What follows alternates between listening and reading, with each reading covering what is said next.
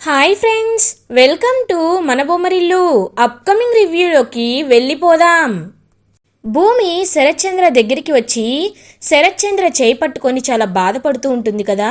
నాన్న, చిన్నప్పుడు నన్ను చెత్త కుప్పలో పడేస్తే అమ్మ నన్ను కాపాడడానికి ప్రయత్నిస్తే నన్ను దేవుడిలా కాపాడింది గగన్ గారే నాన్న. నాకు నువ్వు ఎలా దేవుడివో గగన్ గారు కూడా నాకు అలాంటి దేవుడే. మీరిద్దరూ నాకు రెండు కళ్ళ లాంటి వారు. అలాంటిది ఆయన నన్ను ఈరోజు దూరం పెడుతున్నారు, ఇంటి నుండి గెంటేశారు. నాకు చచ్చిపోవాలనిపిస్తుంది నాన్న, నాకు చచ్చిపోవాలనిపిస్తుంది అని చెప్పి పాపం వెక్కి వెక్కి ఏడుస్తూ ఉంటుంది భూమి. ఇంకా భూమి అలా చేయి పట్టుకొని ఏడుస్తూ ఉంటే అప్పుడే చలనం వస్తుంది శరత్చంద్రకి. ఒక్కసారిగా షాక్ అయిపోతుంది భూమి. ఇంకలా శరత్చంద్ర తన చేతిని కదిలిస్తూ ఉంటారు. ఇంకక్కడ హార్ట్ బీట్ కూడా చాలా రేజ్ అయినట్టు కనిపిస్తూ ఉంటుంది. వెంటనే భూమి డాక్టర్ డాక్టర్ అని పిలుస్తుంది. డాక్టర్ ఎక్కడికి వస్తారు. డాక్టర్, మా నాన్న చెయ్యి కదులుతుంది డాక్టర్ అని చెప్తుంది. ఇంకా డాక్టర్ మొత్తం చెక్ చేస్తారనమాట. అమ్మా, నువ్వు కాసేపు బయటికి వెళ్ళి నిలబడు, మేము చూసి వస్తామని చెప్పి ఇంకా అలా భూమిని బయట ఉండమంటారు. భూమి శరత్చంద్ర కోమాలోండి వస్తారా అని చాలా ఎగ్జైటింగ్గా ఎదురు చూస్తూ ఉంటుంది. ఇది ఇలా ఉండగా గగన్ భూమి గురించే ఆలోచిస్తూ బాధపడుతూ ఉంటే శారద గగన్ దగ్గరికి వస్తుంది. గగన్ వెంటనే కన్నీళ్లు తుడుచుకొని, అమ్మా ఏంటి ఇలా వచ్చావు అని అడుగుతారు. ఎందుకురా గగన్, నీ కళ్ళల్లోండి వస్తున్న కన్నీళ్ళని ఎందుకు దాచిపెట్టాలనుకుంటున్నావు అని అడుగుతారు శారదా. అమ్మా, నేనేమి బాధపడట్లేదే అని అంటారు గగన్. రేయ్, నువ్వు ఎవరి దగ్గరైనా అబద్ధం చెప్పచ్చు. పాపం ఆ పిచ్చి పిల్ల భూమి దగ్గర నీ ప్రేమని దాచిపెట్టి తనని కర్కశంగా బయటికి గెంటేయచ్చు. కానీ నేను మీ అమ్మనిరా, నా దగ్గర నువ్వు నిజం దాచిపెట్టాలని ఎందుకు ప్రయత్నిస్తున్నావు గగన్ అని అడుగుతుంది శారద. ఇంకా గగన్ పాపం ఒక్కసారిగా ఏడవడం స్టార్ట్ చేస్తారు. చూడు గగన్, నీకు భూమి అంటే కొండంత ప్రేమ ఉంది. కొండ కూడా తక్కువే, సముద్రం అంత ప్రేమ ఉంది. అలాంటప్పుడు ఎందుకు శరత్చంద్ర కూతురనే ఒక్క కారణంతో భూమిని నువ్వు దూరం పెడుతున్నావు? నువ్వు నీ మనసుకైనా సర్ది చెప్పుకోగలుగుతున్నావా అని అడుగుతారు శారదా. అమ్మా, నేను భూమిని శరత్చంద్ర కూతురిగా యాక్సెప్ట్ చేయలేకపోతున్నానమ్మా. ఆ శరత్చంద్ర ఎలాంటి వాడో నీకు తెలుసు కదా. చిన్నప్పుడు మనకి నిలువ నీడ కూడా లేకుండా మన నుండి ఒక విలువైనవన్నీ లాగేసుకొని మనల్ని రోడ్డు మీద పడేలా చేశాడు ఆ శరత్చంద్ర. అలాంటి శరత్చంద్ర కూతురిగా భూమికి తన రక్తమే రాదని గ్యారంటీ ఏముందమ్మా? ముందు వస్తారు, ప్రేమ చూపిస్తారు, ప్రేమ ఉందని చెప్తారు, తర్వాత మనల్ని నాశనం చేసి వెళ్ళిపోతారమ్మా అని అంటారు గగన్. గగన్, నువ్వు కేవలం ఒక్కవైపు మాత్రమే ఆలోచిస్తున్నావు, ఇంకొక వైపు ఆలోచించట్లేదు. ఎప్పుడు చూసినా భూమి ఆ శరత్చంద్ర కూతురు అని అంటున్నావు నాన్న. కరెక్టే, కానీ భూమి వాళ్ళ అమ్మగారు ఎవరో తెలుసా? శోభాచంద్ర గారు. నువ్వప్పుడు చిన్నపిల్లాడివి గగన్, అందుకే నీకేమీ తెలీదు. ఒకసారి ఏం జరిగిందో తెలుసా అని ఇంకా ఫ్లాష్ బ్యాక్ చెప్పడం అయితే స్టార్ట్ చేస్తారు శారదా. ఇంకా వెంటనే కృష్ణప్రసాద్ పెళ్లి కాలేదు అని నటించి ఇంటికైతే ఇంక తన పెళ్లి కాలేదని అబద్ధం చెప్పి జాబ్లో జాయిన్ అవుతారు కదా. ఆ విషయాన్ని తెలుసుకుంటారు శోభాచంద్ర. తెలుసుకున్నా సరే ఏమీ మాట్లాడకుండా ఇంకా కృష్ణప్రసాద్ వాళ్ళ ఇంటికి వస్తారు శోభాచంద్ర. ఏంటన్నయ్యా, నీకు పెళ్ళైందనే విషయాన్ని నువ్వు దాచిపెట్టావా అని అడుగుతారు. అది కాదు చెల్లెమ్మ, అంటే ఈ విషయం సార్కి తెలిస్తే కోప్పడతారు కదా అని అంటారు కృష్ణప్రసాద్. నువ్వు బ్రతుకు తెరువు కోసం అబద్ధం చెప్పావు. అయినా నీలాంటి నిజాయితీ పరుణ్ణి, నమ్మకస్తుణ్ణి మేము ఎందుకు వదులుకుంటామన్నయ్యా అని ఎప్పుడైతే తను చనిపోబోతుందో దానికి 2 days 3 days బ్యాక్ అనమాట. అలా ఇంకా కృష్ణప్రసాద్ అయితే శారద దగ్గరికి శోభాచంద్రని తీసుకువస్తారు. శోభాచంద్ర శారదతో, నమస్తే వదినా, మీ గురించి ఎప్పుడూ అన్నయ్య చెప్పకపోయినా నేనే తెలుసుకున్నాను. మీరు చాలా అదృష్టవంతులు అని అంటారు. ఇంకా శోభాచంద్ర శారదతో, మీలాంటి వారు మా ఇంటికి రావడం నాకు చాలా సంతోషంగా ఉంది. బాబు స్కూల్కి వెళ్ళాడని చెప్పి ఇంకా కూర్చోపెట్టి హ్యాపీగా చూసుకుంటూ ఉంటారు కృష్ణప్రసాద్ అండ్ శారద. మిమ్మల్ని చూస్తుంటే నాకు చాలా సంతోషంగా ఉంది. ఒకరోజు చూసుకొని శరత్చంద్రకి నేనే నిజాన్ని చెప్తాను. మీరు మాత్రం ఎప్పుడూ సంతోషంగా ఉండాలి అని చెప్పి ఇంకలా హ్యాపీగా మాట్లాడి అక్కడి నుండి వెళ్ళిపోతుందనమాట శోభాచంద్ర. అదంతా విని ఒక్కసారిగా గగన్ అయితే అలా ఇంకా షాక్లో ఉండిపోతారు. చెప్పాను కదా గగన్, భూమి శోభాచంద్ర గారి కూతురు, అందుకే భూమికి అన్ని శోభాచంద్ర గారి పోలికలే వచ్చాయి. అయినా ఆవిడ ఎవ్వరినీ తక్కువ అంచనా వేరు, ఎవ్వరినీ చిన్న చూపు చూడరు. మీ నాన్నగారు ఆవిడ దగ్గర పని చేస్తున్న వారైనా అన్నయ్య అన్నయ్య అని ప్రేమగా పిలిచేవారు. ఎప్పుడు ఒకరు తక్కువ ఒకరు ఎక్కువ అని భేదం చూపించేవారు కాదు. అందరూ సంతోషంగా ఉండాలని కోరుకునేవారు. అందరి సంతోషంలోనే తన సంతోషాన్ని వెతుక్కునేవారు. తనకి నాట్యం అంటే ప్రాణం పెట్టేవారు. అలాంటి గొప్ప మనసున్న ఆవిడ కూతురేరా భూమి. భూమి గురించి నీకు ఏం తెలుసు? భూమిని చూస్తుంటే నిజంగా శోభాచంద్ర గారిని చూసినట్లే అనిపిస్తుంది. భూమి కూడా మీరు నాకు కావాలి అంటుంది, కానీ మా నాన్నని వదిలేసి మీ దగ్గరికి వస్తాను అని ఏ ఆడపిల్లైనా ఎందుకు చెప్పాలి గగన్? ఎందుకు చెప్పాలి? కన్న తల్లిదండ్రుల కంటే ప్రేమించినవాడు ఎక్కువ అని నువ్వనుకోవచ్చు, కానీ తను అనుకునే రకం కాదు కదా. ఒకవేళ శరత్చంద్రని కాకుండా నన్ను వదిలేసి నువ్వు భూమితో వచ్చేయమని భూమి అడిగితే నువ్వు వెళ్ళిపోతావా? లేదు కదా. నీకు ఉండే విలువలే భూమికి కూడా ఉంటాయి కదా. నీకు మీ అమ్మ ఎంత గొప్పదో భూమికి కూడా వాళ్ళ నాన్న అంతే గొప్పవాడు కదా. ఈ విషయాన్ని నువ్వు ఎందుకు ఆలోచించలేకపోతున్నావు గగన్? భూమి చాలా మంచి అమ్మాయి. తనని వదులుకుంటే మనదే దురదృష్టమవుతుంది.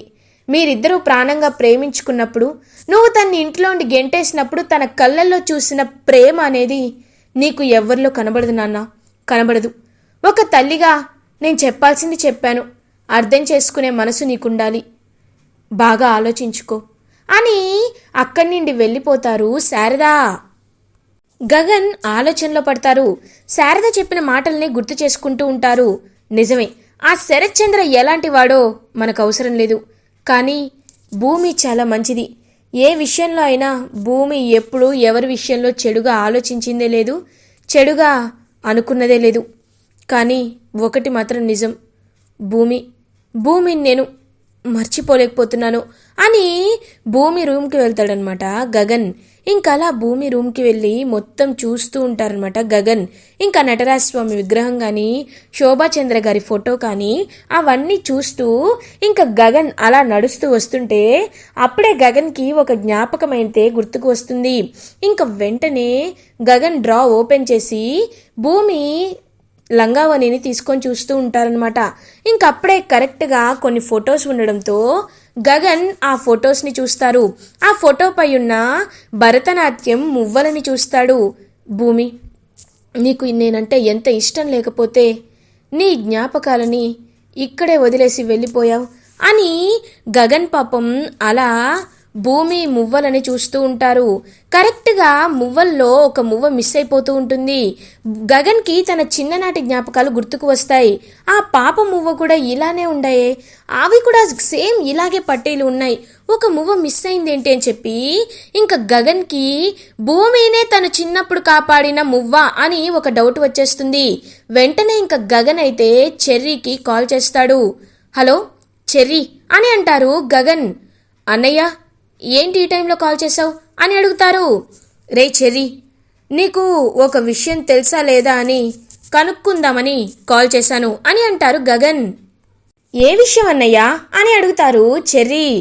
రే చెర్రీ, అసలు భూమిని ముందు మా ఇంటికి తీసుకువచ్చింది నువ్వే కదా. భూమి అసలు ఎవరు, ఎక్కడి నుండి వచ్చింది, తను అసలు శరత్చంద్రకి ఎలా దూరం అయిపోయింది అనే విషయాలు నీకేమైనా తెలుసా అని అడుగుతారు గగన్. ఒక్కసారిగా చెర్రీ షాక్ అయిపోతాడు. అన్నయ్య, ఈ విషయం భూమినే నీతో చెప్తుంది అనుకున్నాను, కానీ నా నోటితో దేవుడు చెప్పిస్తాడని అనుకోలేదన్నయ్యా అని అంటాడు చెర్రీ. రేయ్, ముందు నిజం చెప్పరా అని అడుగుతారు గగన్.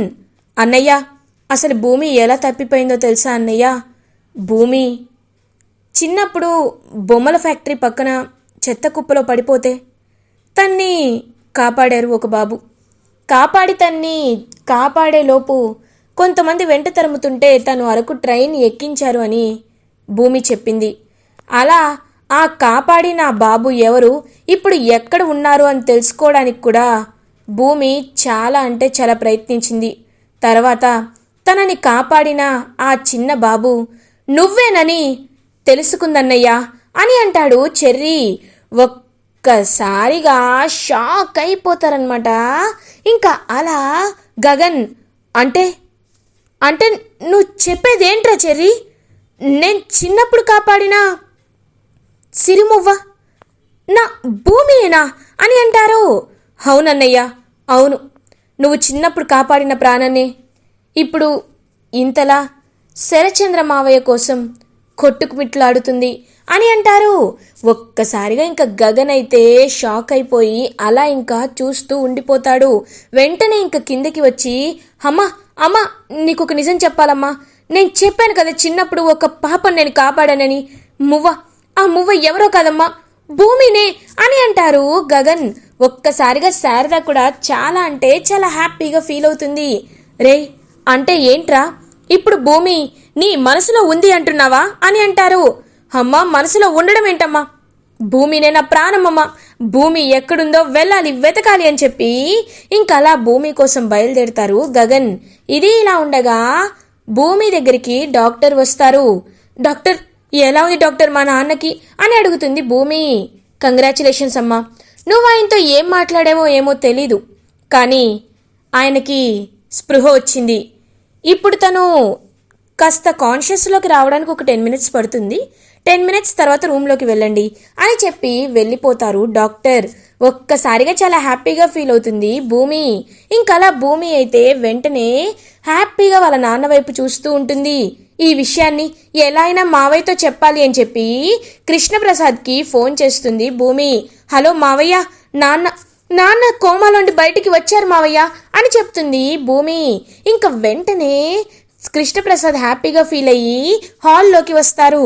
హాల్లో అపూర్వ, మీరా వీళ్ళందరూ ఉంటారనమాట. మీరా మనకు గుడ్ న్యూస్, బావగారు కోమాలోంచి బయటికి వచ్చారంట, వెళ్దాం రండి అని చెప్పి ఇంకా అపూర్వ హ్యాపీగా ఫీల్ అవుతుంది. అపూర్వ, కృష్ణప్రసాద్ ఫ్యామిలీ అందరూ హాస్పిటల్కి బయలుదేరుతారు. ఇది ఇలా ఉండగా ఏసీపీ నయని ఆ గెస్ట్ హౌస్కి వెళ్తుంది. వెళ్ళి ఇక్కడ ఏదో రాంగ్గా ఉందే అని మొత్తం చూసేసరికి ఇంకా అలా ఆ గాజు పెంకులు, వాటిపై ఉన్న ఫింగర్ ప్రింట్స్ అన్ని ఫోరెన్సిక్ ల్యాబ్కి ఇచ్చారా అని చెప్పి ఇంకా అడుగుతూ ఉంటుంది. మేడం, ఆ పెంకులు అనేది చాలామంది వేళ్ళు పడడం వల్ల మొత్తం కరప్ట్ అయిపోయింది మేడం, కాబట్టి వాటి నుండి మనం ఏమీ చేయలేమని చెప్తారు. సో ఇక్కడ అని చెప్పి చుట్టూ చూసేసరికి ఇంకా ఒక్కసారిగా ఒక చైన్ ఇరుక్కొని కనబడుతుందనమాట నయనీకి. ఇంకా చైన్ తీసుకుంటుంది. ఈ చైన్ ఎవరిదై ఉంటుంది? రాజేంద్ర, ఈ చైన్ని తీసుకువెళ్ళి దీని డీటెయిల్స్ అన్నీ కనుక్కో, అసలు ఎవరు కొన్నారు, ఎప్పుడు కొన్నారు, ఇది ఎవరిది అనేది తెలుసుకో అని చెప్పి చెప్తారు. ఇంకా అలా ఆ చైన్ తీసుకువెళ్ళి ఆ ఎస్ఐ రాజేంద్ర అయితే డీటెయిల్స్ కనుక్కొని వచ్చేసరికి, మేడం ఇది వంశీ అని అతను కొన్నాడు మేడం, అతను కొని 2-3 మంత్స్ పైనే అవుతుంది అని అంటారు. వంశీనా? వంశీకి శరత్చంద్రకి ఏమైనా రిలేషన్ ఉందా అని అడుగుతారు. ఉంది మేడం, వంశీ ఎవరో కాదు, శరత్చంద్ర గారి మేనకోడలి భర్త, అంటే మనం మార్నింగ్ ఇంట్రోగేట్ చేసిన కృష్ణప్రసాద్ వాళ్ళ కన్న కూతురు అని చెప్తారు. వాట్? అతని చైన్ ఇక్కడెందుకుంది? అంటే ఒకవేళ అతను కూడా ఇంటికి వచ్చే ఉంటే అది సీసీటీవీ ఫుటేజ్లో ఎందుకు రికార్డ్ అవ్వలేదు? అంటే ఆ వాచ్మెన్ గాడు వాడితో చేతులు కలిపి మనల్ని మోసం చేస్తున్నాడనమాట అని వెంటనే ఇంకా వాచ్మెన్ దగ్గరికి వెళ్తుంది ఏసీపీ నయని. వాచ్మెన్ని తన స్టైల్లో ఇంట్రోగేట్ చేసి 4 బాగా చెంపపై కొట్టేసరికి వాచ్మెన్, మేడం వద్దు మేడం, నిజం చెప్పేస్తాను మేడం అని చెప్పి ఇంకా వెంటనే అలా ఎవరిదంతా చేశారు, లైక్ ఈ వంశీనే వచ్చి తన్ని చంపేసి నాకు డబ్బులిచ్చి మేనేజ్ చేశాడు అనే విషయాన్ని బయట పెట్టేస్తాడనమాట ఏసీపీ నయని దగ్గర వాచ్మెన్. ఇంకా అలా వంశీ వాళ్ళ ఇంటికి వెళ్ళి వంశీని 4 కొట్టి జైల్లో పెట్టి అరెస్ట్ చేస్తుంది ఏసీపీ నయని. ఇంక వెంటనే హాస్పిటల్కి రీచ్ అవుతుంది ఏసీపీ నయని. శరత్చంద్ర అలా కళ్ళు తెరుస్తారు. భూమిని పక్కకు తోసేసి అపూర్వ బావా బావా అని దగ్గరికి వెళ్తుంది. భూమి ఎక్కడ అని అడుగుతారు శరత్చంద్ర. ఇంక భూమి దగ్గరికి వస్తుంది. బావా, నా గురించి ఆలోచించకుండా భూమి గురించి ఏంటి అని చెప్పి బాధపడుతుంటే అప్పుడే ఇంకా హ్యాపీగా భూమి నాన్న అని అంటుంది. అమ్మా, నేనేమీ మాట్లాడలేకపోయినా నీ మాటలన్నీ నాకు వినిపించాయమ్మా, వినిపించాయి. చూడు భూమి, నువ్వు నా కూతురివా అమ్మా? నిజంగా ఇది నేను నమ్మలేకపోతున్నాను. నీకెవరూ లేరంటున్నావు కదా, అంటే ఈ నాన్నను నువ్వు పక్కన పెట్టేస్తున్నావా అమ్మా? ఇప్పుడు చెప్తున్నానమ్మా, నేను మహారాణిలా చూసుకుంటాను, యువరాణిలా నీకే అధికారాన్ని అప్పచెప్తాను. నువ్వు నా కూతురివమ్మా, నా శోభాచంద్ర కూతురివి నువ్వు అని ఇంకా పాపం శరత్చంద్ర అయితే అలా చాలా హ్యాపీగా ఫీల్ అవుతారు. ఇంకా భూమి కూడా చాలా హ్యాపీగా వాళ్ళ నాన్న కళ్ళు తెరిచినందుకు ఫీల్ అవుతుంది. మనసులో భూమి మాత్రం ఎలా అయినా నాన్నకి ఆయనపై ఉన్న కోపాన్ని తొలగించాలి, ఆయనకి నాన్నపై ఉన్న కోపాన్ని తొలగించాలి, వీళ్ళిద్దరినీ ఒక్కటి చేయాలి, వీళ్ళిద్దరూ ఒకరినొకరు అర్థం చేసుకునేలా చేయాలి, పాత పగలన్నీ మర్చిపోయి నాన్నని మార్చాలి అని మనసులో అనుకుంటుంది భూమి. ఇలా ఎపిసోడ్ ఎండ్ అవుతుంది. ఫర్దర్ ఎపిసోడ్ రివ్యూస్ ముందుగా మీకు కావాలి అనుకుంటే మా ఛానల్ని సబ్స్క్రైబ్ చేసుకోండి. Thanks for watching.